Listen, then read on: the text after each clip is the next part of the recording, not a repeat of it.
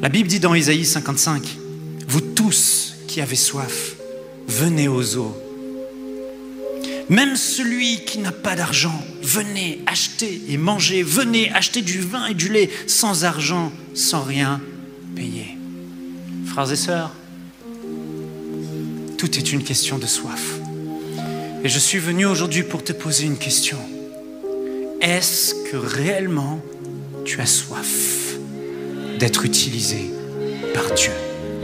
Est-ce que tu as réellement soif d'être ce vase qu'il va remplir pour déverser autour de toi? Parce que tout commence avec la soif. Si tu as la soif, tu vas commencer à traiter radicalement les choses du monde et les convoitises du monde. Si tu as la soif, tu vas commencer à prioriser, à être à genoux. Frères et sœurs, est-ce que tu as soif? Si tu as soif, est-ce que tu as un lieu secret? Est-ce que tu as un lieu qui va créer une habitude, un lieu où tu vas aller juste pour rencontrer le Seigneur, pour être avec le Seigneur?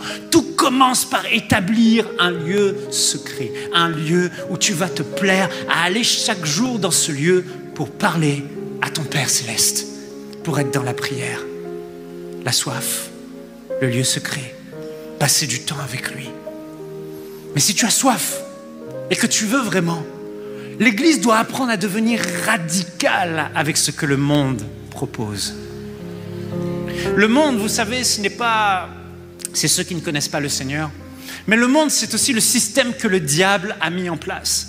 Vous savez, le diable n'est pas là en personne avec des anges, des démons, des anges déchus, venir à vos oreilles constamment vous parler et vous dire des mensonges à vos oreilles 24 heures sur 24, 7 jours sur 7.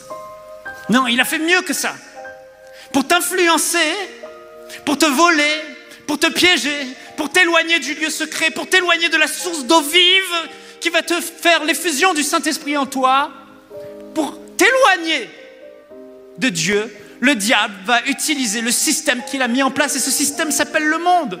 Le monde, c'est tout ce système qu'il a mis en place à travers les médias, à travers tout un tas de stratégies, à travers les célébrités, à travers son système de valeurs qui va opérer tout seul sans que les démons n'aient plus à opérer.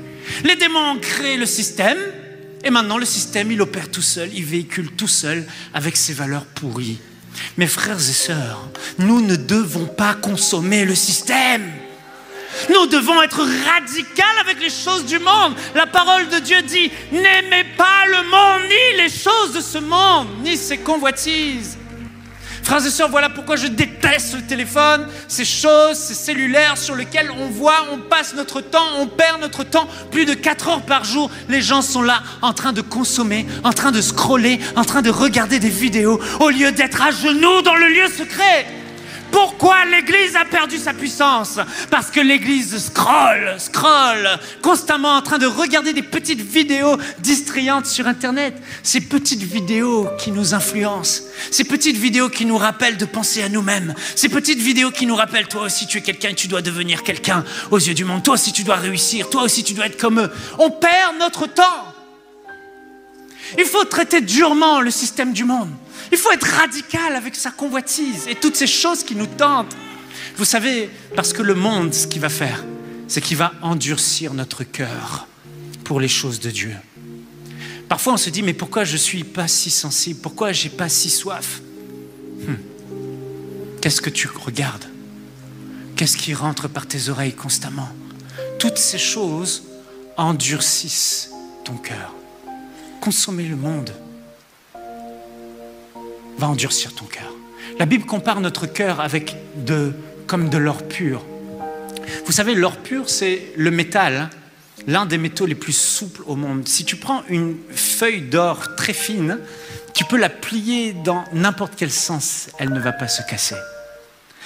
Mais il suffit que tu rajoutes un alliage, un métal, de l'argent, que tu mélanges avec de l'or, et l'or va devenir dur, tellement dur. Mais à la base, l'or est flexible, l'or est malléable. C'est ce qui se passe avec notre cœur. plus nous allons nous garder des choses du monde et des convoitises du monde et de tout ce que le monde aime et du système du diable. Et plus nous allons nous attacher aux valeurs de Dieu, à la parole de Dieu, à la piété, à la prière, plus notre cœur deviendra pur et tendre pour les choses de Dieu. Frères et sœurs, comme l'apôtre Yvan l'a dit hier, sincèrement, j'y pense tous les jours, chaque semaine. Pourquoi on sacrifie notre vie? Parce que nous l'aimons, mais aussi parce que, comme il l'a dit hier, toutes ces choses passeront. Dans quelques années, Jésus va revenir. S'il tarde, dans quelques années, nous allons le rejoindre. Et toutes ces choses que nous avons poursuivies, toute cette énergie qu'on a mis dans ces choses matérielles vont rester. Tous ces gens à qui on s'est attaché, pour qui on a voulu exister, ne seront pas avec nous.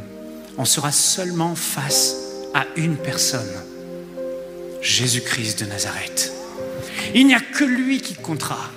On sera face à lui, face à son tribunal, dans son tribunal, et son regard de flamme de feu va nous transpercer. Et nous voudrons entendre une seule chose à ce moment-là. Bon, entre dans la joie de ton maître, bon et fidèle serviteur. C'est la seule chose qui comptera. Tout le reste ne restera pas. Tout le reste, nous ne l'emporterons pas. Alors ce que nous voulons, c'est porter du fruit pour le maître lui être agréable, afin qu'il puisse nous dire cette phrase, afin que les récompenses éternelles soient notre partage. Tu sais réjouir un cœur qui tâche, un cœur qui tâche. Mon Dieu, tu en es qu'à Rekateliado Sayaba.